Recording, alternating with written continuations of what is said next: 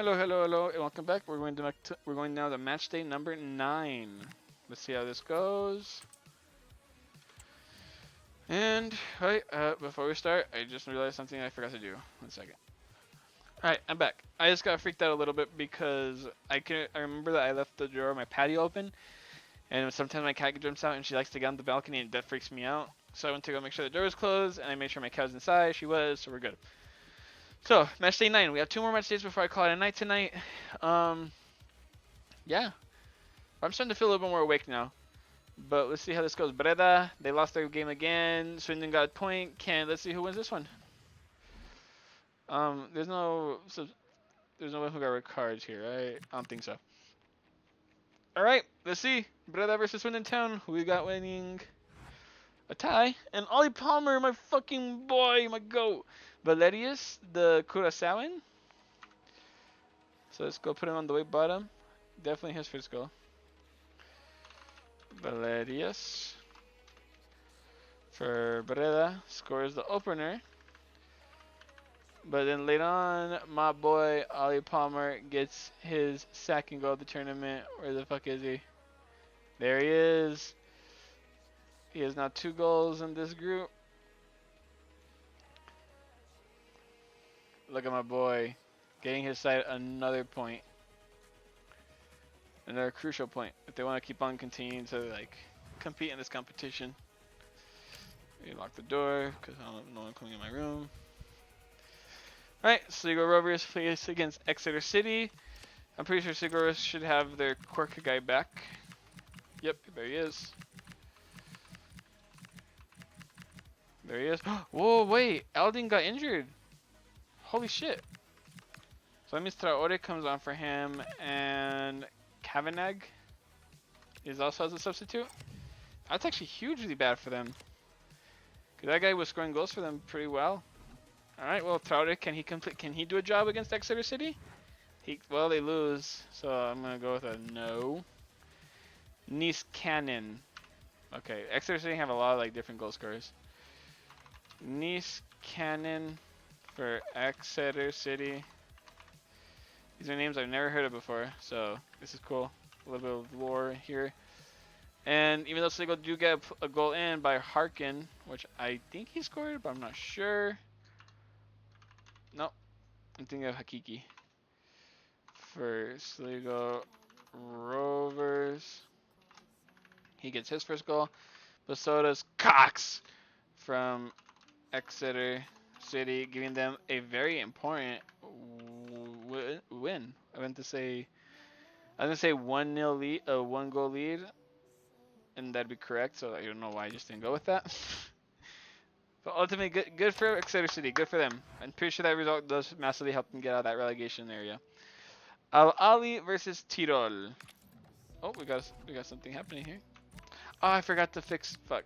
I was gonna fix their left back guy. Oh well. Well, Muller comes off for Nashberger. Oh, never mind. I thought Nashberger was the right wing back, but no, that was Souls Butcher. So they get that CDM in, and they got to put another CM in there, which is going to have to be this guy, Falconer. Which is not ideal. 55 rated. Never like to see that. Yeah, that's why Tito. Alright, well, Ali, can they get another win over this Austrian side? They do. Ivan Toney scores a goal. Don't know who this guy is. Ziad Wells. I think that's a new scorer. Nope, he's already scored before. Do not remember you at all, my brother. Wells. There he is. He gets his second goal of the tournament. He goes right there. That's right, move it down a little bit and it just flies down. So Wells, you go right there. That's my baby. You scared me, baby. I'm sorry. So Wells, Ziad. I don't know who Ziad is, so I'm gonna have to look that up. But first, Ivan Toney gets another goal, which is good. Main striker should be he's literally the only guy up very on the way top, so he should be getting a lot of goals. All right, and he goes right up here with with people who scored 3 goals. Let me go find out who this Ziad is. Let's see. Oh damn, that pushed him all the way to the first place. It's crazy. Ziad. It's gonna be 1 goal guy. Okay, well it's not here. 1 goal guy, Valentin Antangana? No, he's a different guy. There he is, Ziad. There he is, Al Johani. The guy who's in the position where Kessie was originally. Wait, how do you spell his name? Al Johani.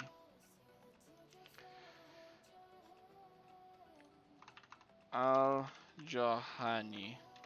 Scores for Al. Ali. A lot of Al's in here. I meant Al, not Al like the letter. Oh my bad. You know what I mean. Alright, home. And his goal does help them out. Get that victory they needed. So let's see. Hermannstad face against Espanyol. Hermannstad should have that guy back though. This guy, Afalna. He's back in, and he comes in for Florescu. Afalna is very fast, so maybe that's why they really needed him in this team. So Hermannstad versus Espanyol. Both teams are hoping to get a win here. What do we get? And, oh my, absolutely rinsed. I don't even know who this Urco is. Romero Exposito. Romero as the left back scores for Espanyol. What the fuck? Espanyol. What the fuck? Why does that look like that? Wait, is that... There's no, that's the L. Am I tripping? There's no way that's the L. That's been the L the whole time? Why does that look weird to me now?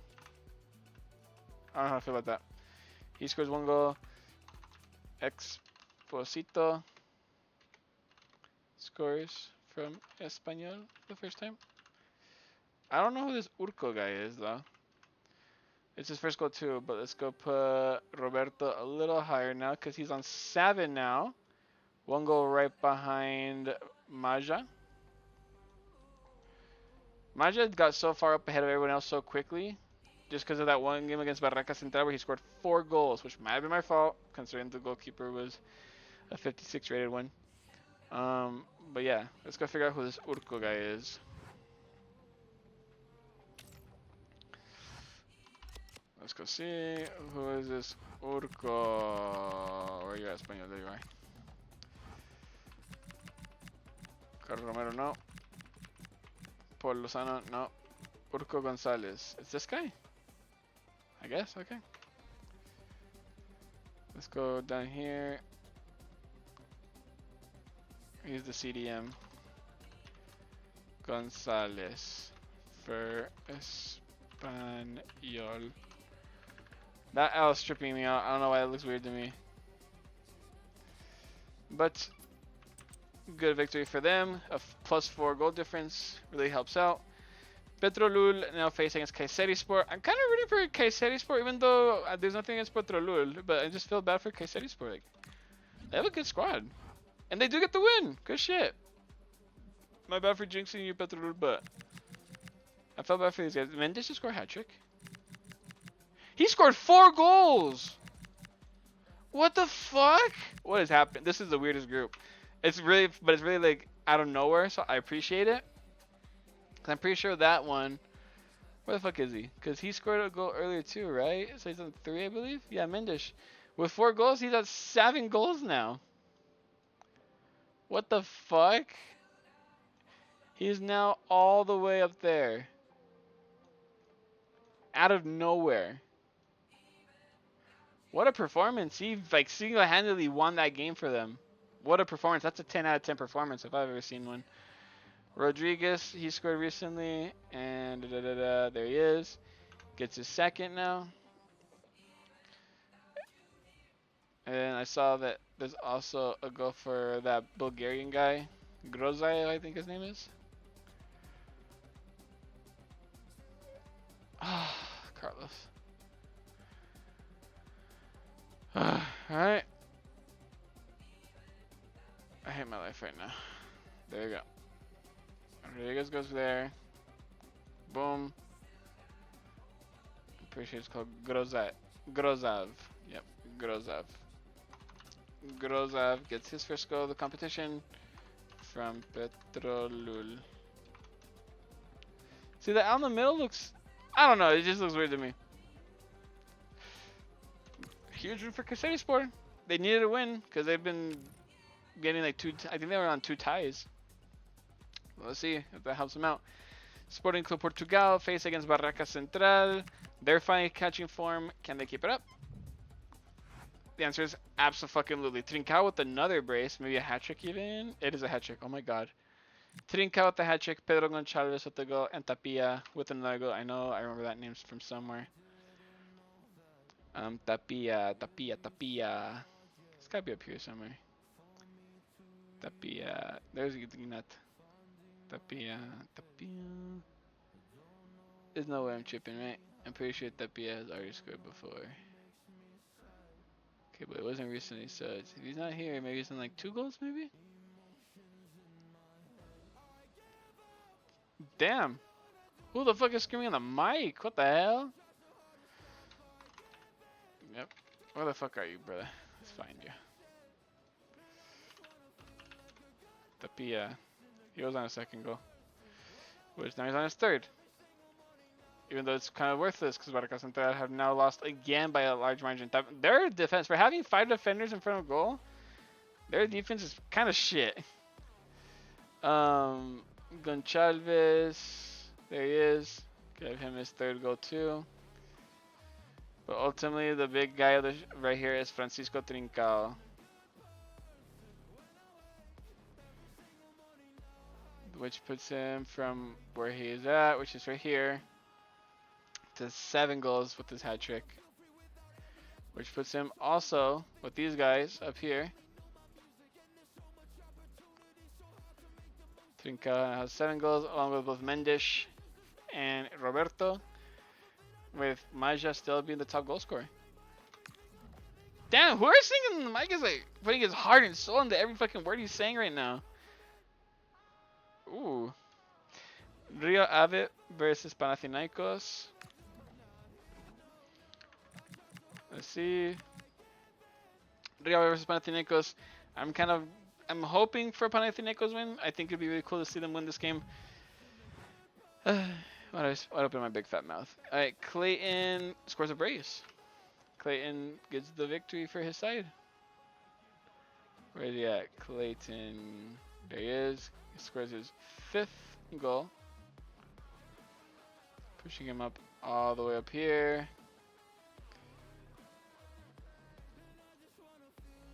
Good for Clayton, by the way. It's a good goal to score for. It's a good brace to have for your team to get past a solid Greek side. And Roma face off against Holstein Kiel. Can Roma keep up their incredible form that they've been having up to this now? They do, with goals from Pellegrini, Malin, a brace for Pellegrini. Interesting. And Pellegrini, I just saw him right here, and he's also has 7 goals now.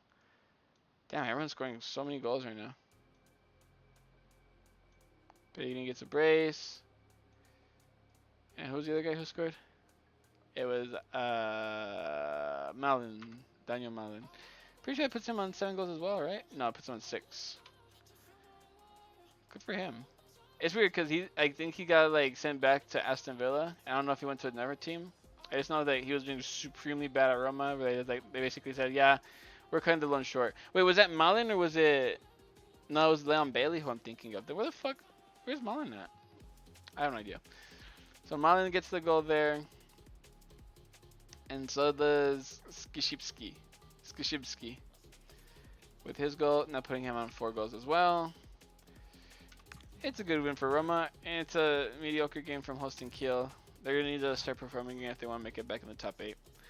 Toulouse versus West Brom. Toulouse want to win this so they can get into the top 8. Can they do it? Let's find out. And they do get a tie, with Maja scoring again to try and keep his top goal scorer. Nico Lysen scores, though. I'm pretty sure he has scored a goal already, too. But Maja's not 9 goals. Nico Lysen, he's definitely out maybe like 1 goal. Nikolaisen.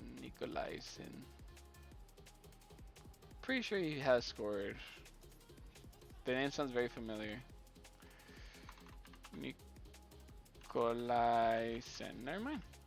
Maybe it's just Nicole's who I was thinking of. For Toulouse. And I know he's a defender, so he gets a point for his side, which is decent. I think that's going to end the match day, though. Let's see. And no, not yet. Nice versus Southampton. This is a good match. This is a very well-balanced match. Like, I can literally see it going either way here. It's playing in the French capital, though. Not the capital, but it's playing in the French city, with Diop scoring a goal and Van Hout as well. It's fine Van Hout, and they get a very important victory over Southampton, because again, Southampton and them, they're really close when it comes to skill level. So it's good to see that they can grind out a result against a team that is considered their equal. So Van Hout gets a goal. So is Diop, putting him at 3 goals as well. I can see definitely Diop going to like a bigger team in the future in France, maybe like a PSG. I really could see Diop going to PSG in the future as a backup to like, why is his name escaping me right now? The young winger. Oh my god, his name's escaping me right now. Who the fuck? Wait, it's Dembele, Kvaratskhelia, and Doué. That's his name, Doué. I was thinking like David. That's what was going into my head. Alright, that does conclude match day 9 now. So let's see how the table's looking. Sporting Club Portugal now bounce over Roma with a goal, 1 goal better than them. But it's still Roma, Nice, and Al Ahly in the top 4. Rio Ave, West Brom, Southampton, and Panathinaikos make up the top 8. Toulouse, Espanyol, Petrolul hosting Kiel, Exeter City, Breda, Sligo Rovers, and Tirol make up the middle. As Hermannstadt, Kayserispor, Swindon Town, and Barraca Central are in the relegation area. However, Exeter City did escape. Sligo Rovers are kind of out. Tirol are out of there now. Whilst teams like Hermannstadt and Barraca Central, Hermannstadt dropped down. Barraca Central are like at an all-time low. Negative 13 goal difference is really fucking bad. With Swindon Town being tied on points with Swindon Town and Kayserispor.